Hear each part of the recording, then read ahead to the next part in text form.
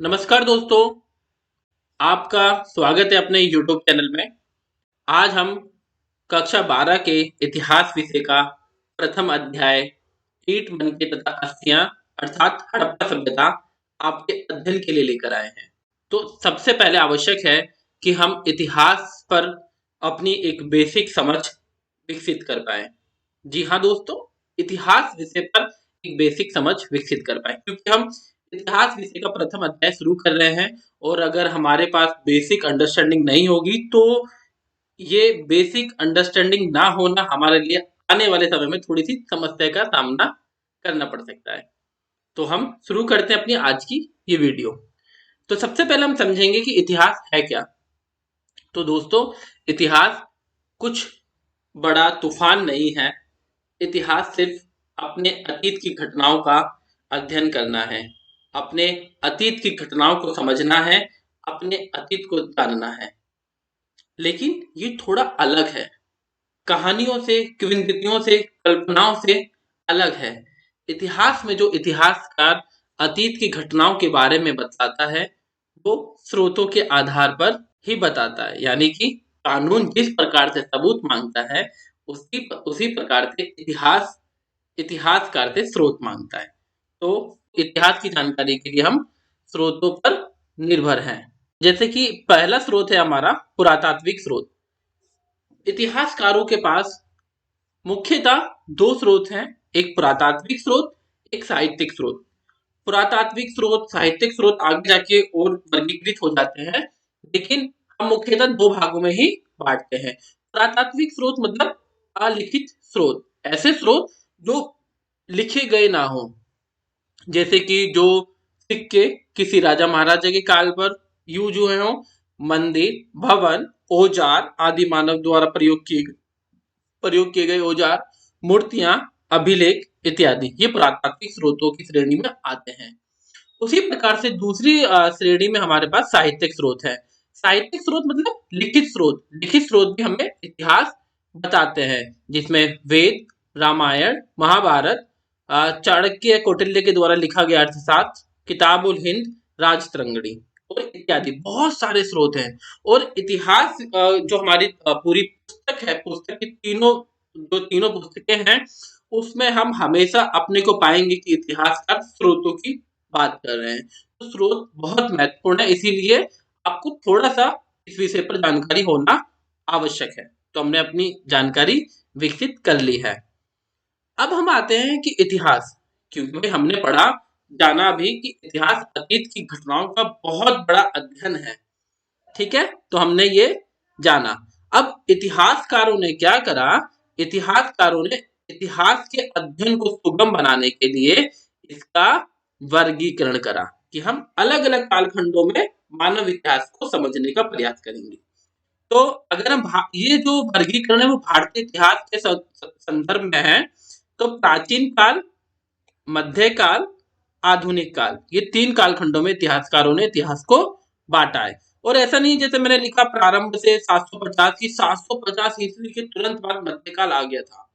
इतिहासकारों में विवाद है, हमने भी अध्ययन की सुविधा के लिए हमने ये कालखंड में विभाजित किया है। तो प्राचीन प्राचीन काल जो है प्रारंभ से 750 ईस्वी तक का काल माना जाता है, मध्यकाल 750 से 764 ईस्वी तक का काल माना जाता है, और आधुनिक काल 764 से अब तक का इतिहास हम समझ सकते हैं, या फिर स्वतंत्रता संग्राम तक का इतिहास हम समझ सकते हैं। तो सबसे पहले हम प्राचीन काल को ही समझते हैं कि जो हमारी जो प्रथम पुस्तक है भारतीय इतिहास के कुछ विषय, प्रथम में प्राचीन काल को बताया गया है, द्वितीय पुस्तक में मध्यकाल को बताया गया, तृतीय पुस्तक में आधुनिक काल को बताया गया है। तो पहले हम आज इस वीडियो के माध्यम से प्राचीन काल पर थोड़ी समझ विकसित करते हैं। तो प्राचीन काल की अगर हम बात करें तो इतिहासकारों ने स्रोतों के आधार पर कि कौन कौन से स्रोत हमारे पास हैं, उसके आधार पर प्राचीन काल को कुल तीन कालखंड में विभाजित किया है। प्रागैतिहासिक काल, आद्यैतिहासिक काल, ऐतिहासिक काल। प्रागैतिहासिक काल, ये समय हमें आपको स्क्रीन पर दिख रहा है, ये नोट्स में आपके साथ शेयर कर दी जाएंगे। तो मैं सीधे पॉइंट पे आता हूँ, प्रागैतिहासिक काल किसे कहा जाता है।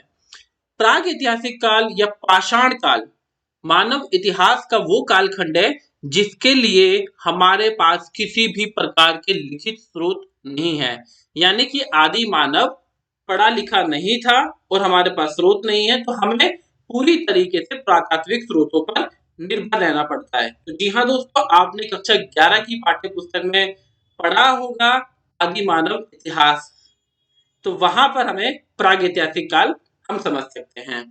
तो ऐसा इतिहास काल प्रारंभ ये जहाँ पे लिखित स्रोत नहीं है। अब हम आद्र ऐतिहासिक काल की बात कर रहे हैं, भारतीय इतिहास के संदर्भ में 2900 ईसा पूर्व से 1700 ईसा पूर्व के लिए।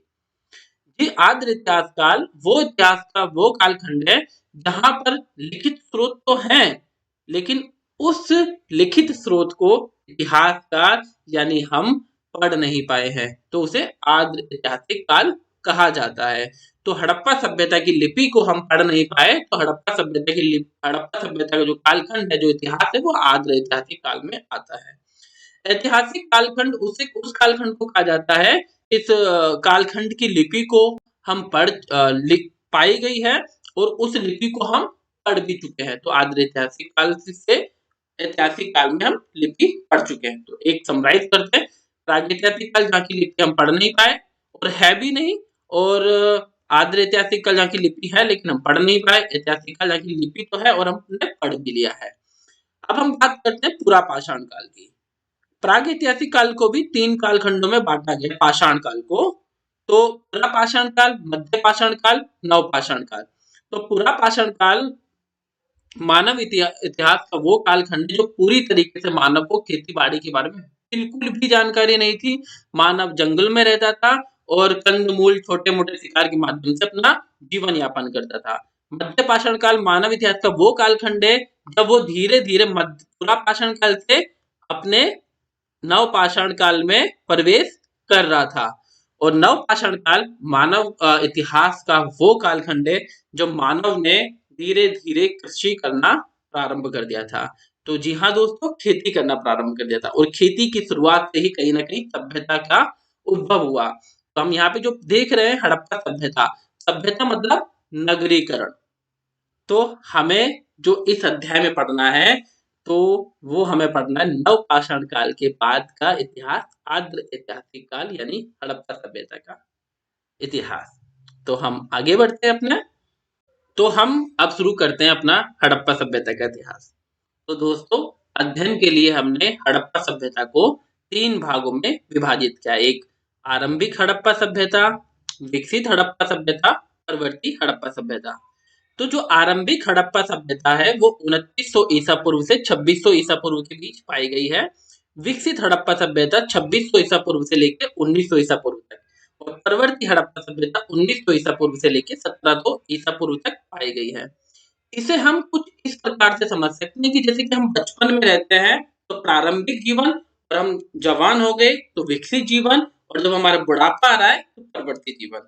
तो हड़प्पा सभ्यता का जब उद्भव हुआ था, वो विकसित हो रही थी धीरे धीरे, तो वो आरंभिक हड़प्पा सभ्यता थी, और जो पूरी तरीके से विकसित हो गई थी तो वो विकसित हड़प्पा सभ्यता थी। और जो जब धीरे धीरे हड़प्पा सभ्यता का पतन या अंत हो रहा था तो वो परवर्ती हड़प्पा सभ्यता थी। तो हम अपना हड़प्पा सभ्यता के भौगोलिक विस्तार पर चर्चा करते हैं।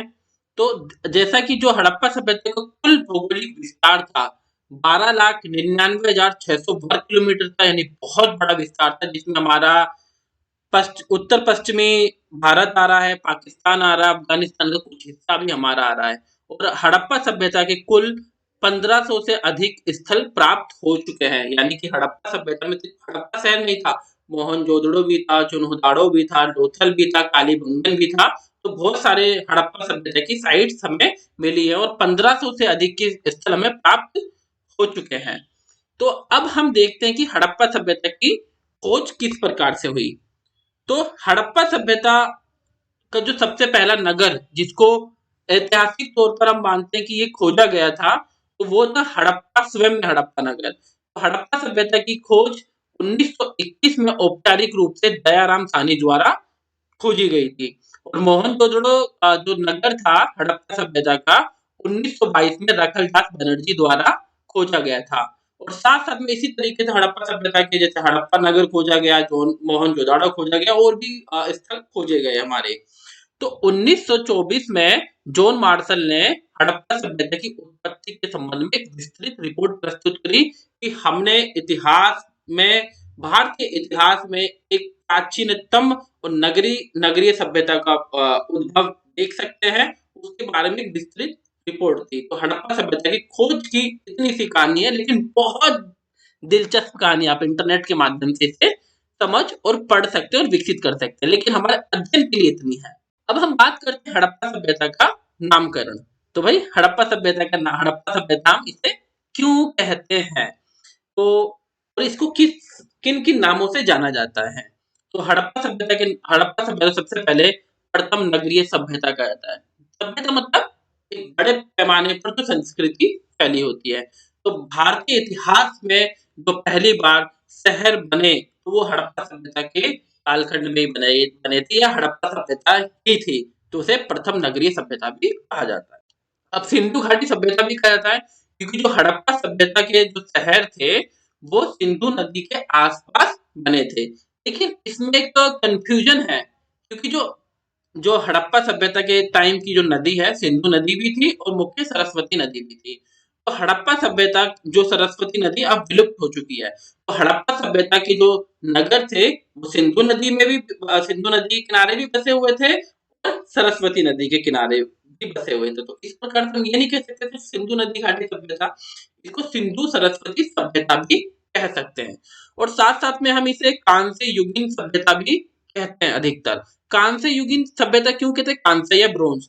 तो कांस्य जो होता है वो बनता है टीन और तांबे से, टीन और तांबे से अपना कांस्य हमारा बनता है। तो इसीलिए इसे कांस्य युगीन सभ्यता कहते हैं, क्योंकि हड़प्पा सभ्यता के निवासी टीन और कांस्य का प्रयोग करना सीख गए थे, जो कि एक मिश्रित धातु थी। तो इसे कांस्य युगीन सभ्यता भी कहा जाता है। और इसे सबसे बड़ी बात, इसे हड़प्पा सभ्यता भी कहा जाता है, क्योंकि जो हड़प्पा सभ्यता का पहला खोजा गया स्थल था वो हड़प्पा नगर था।